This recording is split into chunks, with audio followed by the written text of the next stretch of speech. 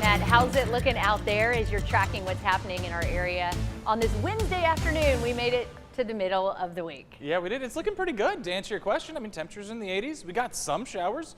Not everybody. It's going to be the case this time of year, unfortunately. We're seeing a few spotty showers across central Texas, a couple across Bell County that have kind of fallen apart in the last few minutes, but these storms stretch all the way from basically the coast all the way up into DFW today, so a little bit more coverage than we've been seeing the last few days. This is what I'm talking about. We have just a couple of light showers, but as soon as they pop up, watch this loop again. They kind of fall apart just as soon as they pop up. So you get a quick little shower and then it's gone. Quick little cool down as well. It usually cools us down for about 10 or 15 minutes before the sweltering heat comes right on back. But at least it gives us a little bit of a break.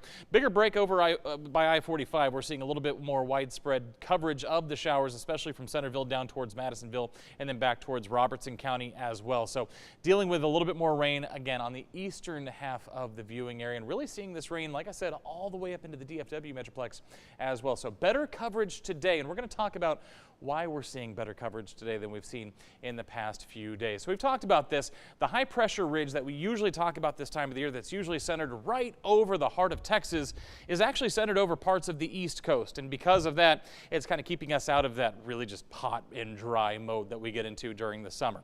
So these high pressure ridges, they have clockwise rotation around them. You see the winds here on our little map here.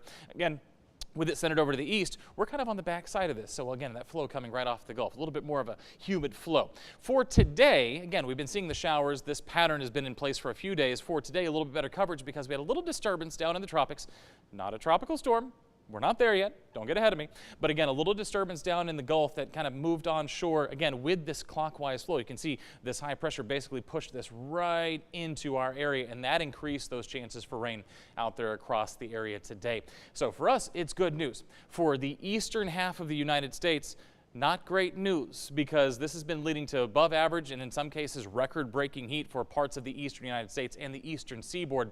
In fact, take a look at the high temperatures from today and you can see in Charlotte it was 100, 102 is what they hit in New York City today, 96 in D.C., 98 in Columbia, South Carolina, 94 in Jacksonville, 97 in Nashville.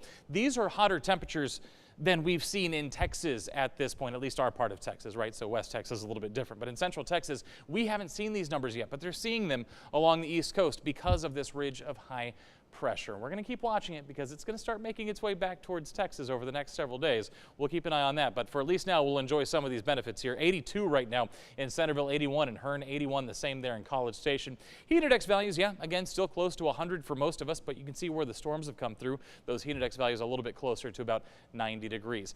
These are the showers and storms we saw today. They will go to bed by the time we get to about 8 o'clock. As we lose that daytime heating, they fall apart as they do.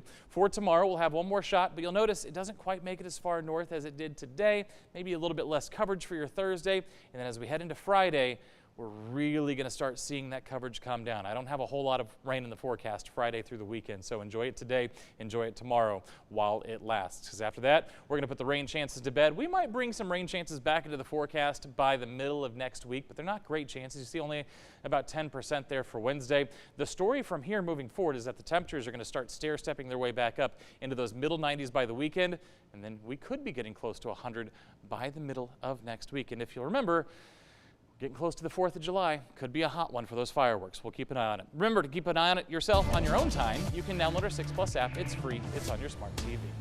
Thanks, Matt.